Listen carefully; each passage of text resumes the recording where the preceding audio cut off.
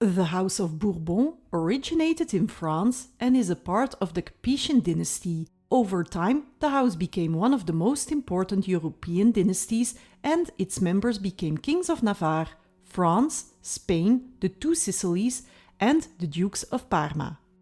The name Bourbon derives from the castle now called Bourbon-l'Archambault, which was attached to the dominions of Bourbonnais. The first ancestor of the Bourbon dynasty is considered to be Adhémar, who was a viscount of Châtel-de-Neuvre. As a merit for his loyalty in 1913, the French king Charles de Simple granted him several lands situated in Berry, Auvergne and Autunois. Adhémar had 4 sons: Aymon I, who succeeded Adhémar as Lord of Bourbon after his death in 953, Archimbald, Dagobert and Emmo. In 1268, Adhémar's descendant, Beatrix of Bourbon, married Count Robert of Clermont, who was the 6th son of King Louis IX of France. Their son Louis became Duke of Bourbon in 1327. Peter II of Bourbon married Anne of France in 1473 and became co-regent of France in 1483. After 2 centuries, however, the house lost the duchy of Bourbon, but in 1555 the Bourbon-Vendôme branch obtained rule over Navarre, and in 1589 through Henri of Bourbon that over France, when Henri became Henri IV of France and Navarre. The Bourbon, Condé and Conti branches, who were called the Princes of the Blood because they were branches of the family from before Henri IV's accession to the throne, never ruled France, and the branches died out.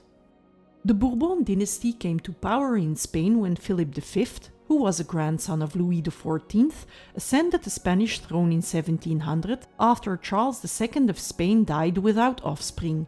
With some interruptions, they have retained the Spanish throne to this day. The kings of the two Sicilies, Bourbon Sicily, and the dukes of Parma, Bourbon Parma, descended from the Spanish branch of the Bourbon bloodline. Today, let's take a short look at the French kings of the Bourbon bloodline. After the death of Henri III of France, who was of the House of Valois, Henri IV of Navarre became King of France under the name of Henri IV. As Henri was a male descendant of Louis IX, he was by virtue of the Salic law the natural successor to the kings of France of the House of Valois if they died without legitimate male descendants. So in 1584, upon the death of Duke François d'Anjou, who was the younger brother of King Henri III of France and heir to the French throne, Henri became next in line to the succession. Although Henri was baptized in the Catholic faith, he was brought up Reformed and became involved in the wars of religion as King of Navarre and leader of the Protestant nobility. He renounced Protestantism in 1572, just after his marriage to Marguerite de Valois and during the St. Bartholomew's Day massacre, but returned to the Protestant faith in 1576 after successfully fleeing the French court. In 1589, Henri III of France was assassinated by the militant monk Jacques Clément, and Henri of Navarre became King of France. This caused the religious turmoil to escalate, particularly under pressure from the Catholic League, which refused to allow a Protestant to take the throne. To strengthen his legitimacy, he converted back to Catholicism on July 25, 1593, during a ceremony which was held in the Basilica of Saint-Denis, which enabled him to be crowned king in 1594. Nonetheless, some members of the Catholic League continued to contest his legitimacy until 1598, when Henri IV signed the Edict of Nantes, which was an edict authorizing Protestant worship under certain conditions, thus putting an end to more than 3 decades of religious wars in France. 12 years later, while preparing for war against Spain, Henri IV was assassinated by a fanatical Catholic, François Ravaillac. He was succeeded by his son, Louis XIII. Louis XIII's reign was dominated by Cardinal de Richelieu, who was the principal minister of state. It was marked by the weakening of the great powers and the Protestants, the fight against the Austrian Habsburgs, and the assertion of French military dominance in Europe during the 30 Years' War. From his marriage to Anne of Austria, Louis had 2 sons, the future Louis XIV and Philippe, Duke of Anjou, founder of the House of Orléans. The later birth of his first son, Louis, was considered by the couple to be a gift from heaven and would lead to the young Louis to be given the nickname Dieudonné.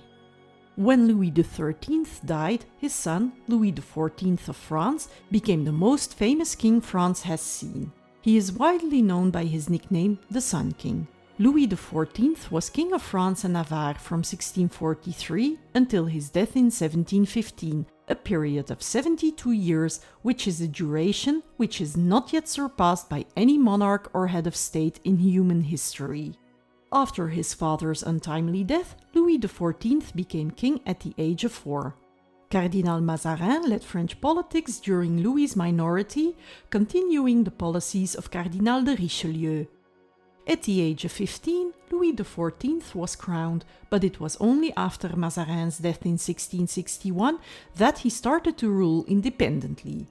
With the help of his council of ministers, in particular Jean-Baptiste Colbert and François-Michel Le Tellier, centralist reforms were introduced, causing the nobility to lose a significant part of its power in exchange for a place at the king's court in the newly built Château of Versailles. Louis XIV is often seen as the ultimate example of an absolute monarch.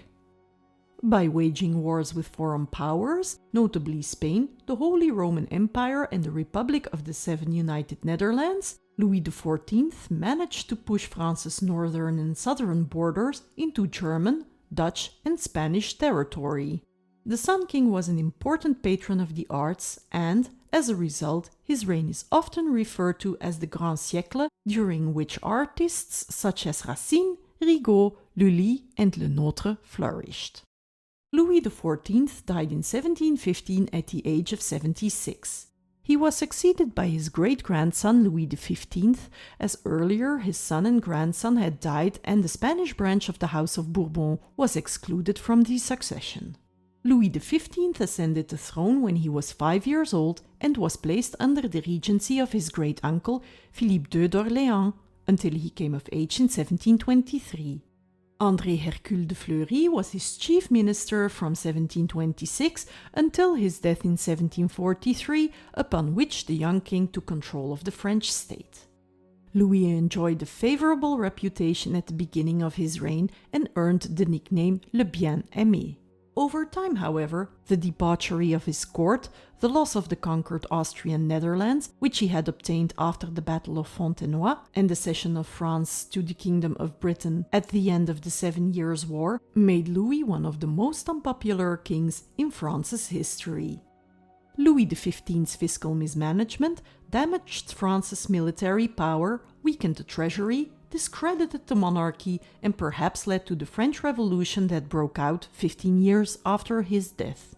Upon the death of Louis XV, the 19-year-old Louis XVI inherited a kingdom on the brink of bankruptcy. Under his rule, colonial policy and successful intervention in the American War of Independence further emptied the treasury, while the extravagant behavior of the court at Versailles led to the unpopularity of Queen Marie Antoinette, especially after the diamond necklace affair. With the help of Jacques Necker, Louis XVI tried to rectify France's financial situation, but the Assemblée des Notables and the Parliament blocked any reform in this direction. In an attempt to resolve the situation, Louis convened the États Généraux. Driven by the Third Estate, that consultative body proclaimed itself a national assembly and set in motion the French Revolution. The king lost control and saw absolutism and the Ancien Régime come to an end. Although Louis seemed to accept the new role as a constitutional monarch, Louis XVI was imprisoned with his family and tried by the National Convention, which found him guilty and imposed the death penalty.